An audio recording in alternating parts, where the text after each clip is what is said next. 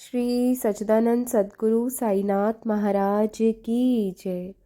ओम साई राम। आप सभी प्यारे भक्तों को बाबा आप सब पर अपना आशीर्वाद सदा बनाकर रखे, आपको खुशहाल जीवन दे, हमेशा खुशियां दे आपके जीवन में और सारे दुख हरे देवा। बाबा से यही प्रार्थना करते हैं, यही बाबा से अरदास करते हैं हम। और आइए आज का अध्याय पढ़ते हैं, श्री साईं सच्चरित्र अध्याय 6। श्री साईं बाबा का अवतार, पावन तीरथ शिरडी। श्री साईं बाबा का व्यक्तित्व।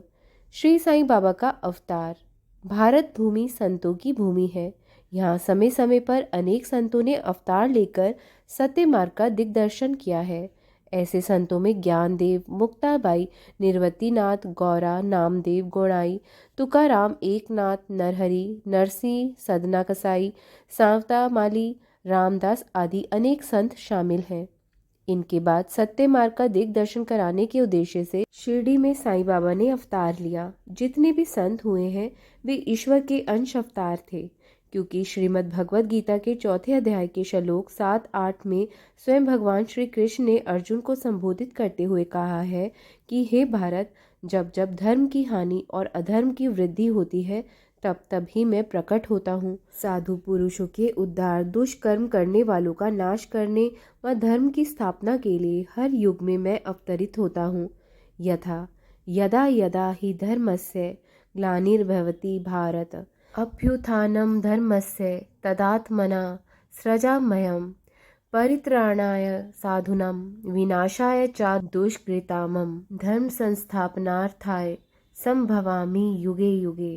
इस प्रकार साईं बाबा भी ईश्वरीय अंश अवतार थे। श्रद्धालु भक्तों के अतिरिक्त ग्रंथ लेखक स्वयं हेमाडपंत का भी मानना है कि साईं बाबा भगवान दत्तात्रेय के अवतार हैं। इसी रूप में उन्होंने ग्रंथ लेखन से पूर्व उनकी वंदना भी की है।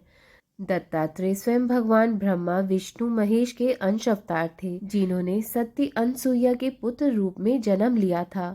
इस तरह साधु संत भगवान के ही प्रतिनिधि स्वरूप होते हैं और उचित समय पर अवतरित होकर अपने कार्य द्वारा एक प्रकार से अवतार कार्यों को संपन्न करते हैं।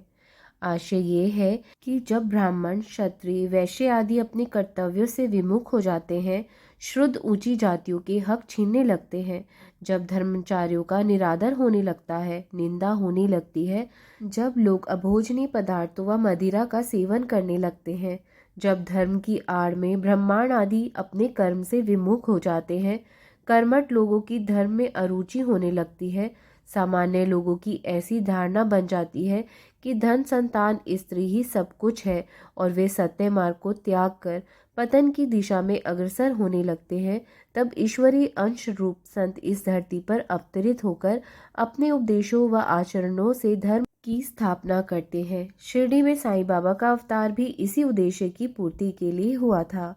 साईं बाबा वेशभूषा से तो यवन मुसलमान लगते थे, लेकिन हकीकत में वे हिंदू ब्राह्मण थे।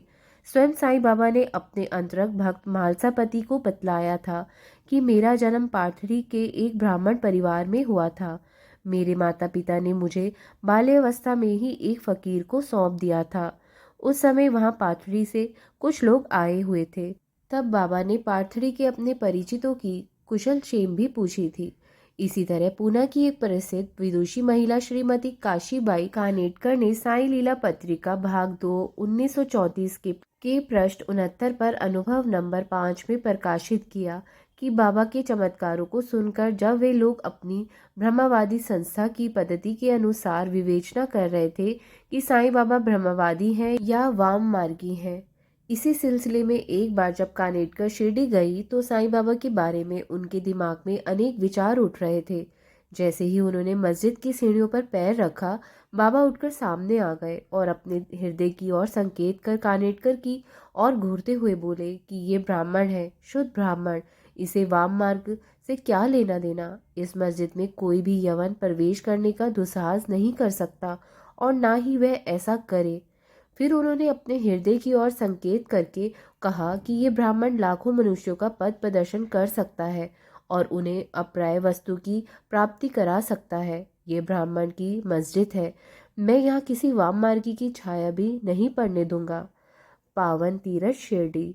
महाराष्ट्र प्रांत के अहमदनगर जिले में बहने वाली गोदावरी नदी के तटवर्ती क्षेत्र बड़े भाग्यवान हैं, जहां अनेक संतों ने जन्म लिया। ऐसे संतों में संत श्री ज्ञानेश्वर महाराज प्रमुख थे। जहां तक शिरडी का प्रश्न है, यह अहमदनगर जिले के कोपर गांव तालुका में है। गोदावरी नदी पार कर लेने के बाद जो सीधा मार्ग जाता है, वह शिरडी जाकर ही समाप्त होता है। करीब 8 मील चल लेने के बाद नीम गांव पहुंचने पर वहां से शिरडी के दर्शन होने लगते हैं। शिरडी भी उतना ही प्रसिद्ध स्थल है जितना कृष्णा नदी के तटवर्ती अन्य तीर्थ स्थल गंगापुर, नृसिंहवाड़ी, औदंबर आदि प्रसिद्ध है। श्री साईं बाबा ने शिरडी में अवतार लेकर उसे उतना ही पावन बना दिया जितना पावन दामोजी ने पंढरपुर के निकट मंगलवेढ़ा को, समर्थ रामदास ने सज्जनगढ़ को, दत्त अवतार नरसिंह सरस्वती ने वाड़ी को पावन बनाया था। श्री साईं बाबा का व्यक्तित्व। श्री साईं बाबा शांति प्रिय व ज्ञान के प्रतिरूप ही थे। वे राजा कर्ण के समान दानी थे। संसारिक पदार्थों में उनकी कोई रुचि नहीं थी। वैष्णव भक्त शिरडी में श्री साईं बाबा का सानिध्य व आश्रय पाते थे। वे सदैव अंतर्मुखी रहते थे, जो उनके जीवन का लक्ष्य भी था। अंतर्मुखी रहने से तत्पर्य आत्मस्वरूप में निमग्न रहते थे। उनका हृदय शीशे की भांति उज्जवल था। उनके श्रीमुख से अमृतमय वचनों की वृष्टि होती रहती थी। उनकी दृष्टि में अमीर गरीब ऊंच नीच सब समान थे। मान अपमान की उन्हें कोई फिक्र नहीं थी। श्री साईं बाबा निर्भीकता से संभाषण करते थे। हर प्रकार के लोगों से मिलते जुलते थे। वे नृत्यों के नृत्य देखते थे तो गजल कवालियों भी सुना करते थे। इतना सब होने पर भी वे समाधि में ही रहते थे। उनके होठों पे सदैव अल्लाह का नाम रहता था। जब सारा संसार सो जाता था तब वे जागते थे। उनकी यह स्थिति निर्गुण संत कबीर जैसी ही थी। कबीरदास भी रात में जागते रहते थे। उन्होंने स्वयं कहा भी है कि सुखिया सब संसार है, खाए अरु सोए, दुखिया दास कबीर है, जाके अरु रोए। श्री साईं बाबा का हृदय सागर की भांति शांत था। कोई भी उनकी कार्य प्रणाली में वाकिफ नहीं था। वे रहते थे केवल शिरडी की मस्जिद द्वारका माई में, लेकिन उन्हें संसार के सारे व्यवहार व्यापार का संपूर्ण ज्ञान था। वे नित्य ही किंवदंतियां कहते रहते थे, फिर भी उनकी अखंड शांति कभी भंग नहीं होती थी, अर्थात आत्मस्वरूप में लौ नहीं हटती थी। वे प्राय मस्जिद की दीवार के सहारे बैठे रहते थे और सुबह शाम व दोपहर को वायु सेवन के लिए लेंडी व चावड़ी की तरफ चले जाया करते थे। उस समय भी वे अपने आत्म स्वरूप में निमग्न रहा करते थे। वे सिद्ध पुरुष थे, फिर भी उनका आचरण सामान्य लोगों की तरह का था। वे विनम्र, दयालु, निरभिमानी थे। उन्होंने सदैव सभी को सुखी किया। ऐसे सिद्ध पुरुष के पावन श्री चरणों से शिरडी भी पावन हो गई।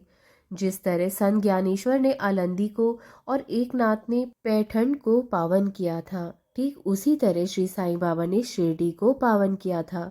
शिरडी के पुष्प पत्र कंकड़ पत्थर धन्य हो गए जहां श्री साईं बाबा के चरण पड़े। वे शिरडी वासी भी बड़भागी हैं जिन्हें श्री साईं बाबा के श्री चरणों में रहने का सौभाग्य प्राप्त हुआ। एक तरह से भक्तों के लिए शिरडी दूसरा पंढरपुर, जगन्नाथपुरी, द्वारका, काशी, महाकालेश्वर, गोकर्ण, महाबलेश्वर बन गई। भक्तों के लिए श्री साईं दर्शन ही वेद मंत्र था, योग साधन था। श्री साईं बाबा से वार्तालाप करने से उनके पापों का नाश हो जाता था, तो चरण सेवा प्रयाग स्नान के समान थी।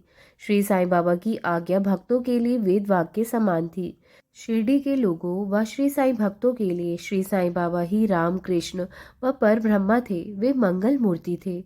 शिरडी में रहते हुए भी श्री साईं बाबा का कार्य क्षेत्र उत्तरी भारत, पंजाब, कलकत्ता, ढाका, गुजरात, कोंकण तक व्यापक था। दिनों दिन उनकी यशस्वता की वृद्धि होती जा रही थी। उनके दर्शनों के लिए दूर दराज के आने वाले भक्तों का तांता लगा रहता था। श्री साईं बाबा के दर्शन मात्र करने से ही भक्तों को परम सुख की प्राप्ति हो जाती थी। वे आनंद की अनुभूति करने लगते थे। श्री साईं बाबा में भक्तों को उनके आराध्य के दर्शन होते थे। इसमें अतिशयता कुछ भी नहीं है। अगले अध्यायों में ऐसे चमत्कारों का वर्णन किया जाएगा। ऐसा था श्री साईं बाबा का विलक्षण व्यक्तित्व। ओम साईं नमो नमः।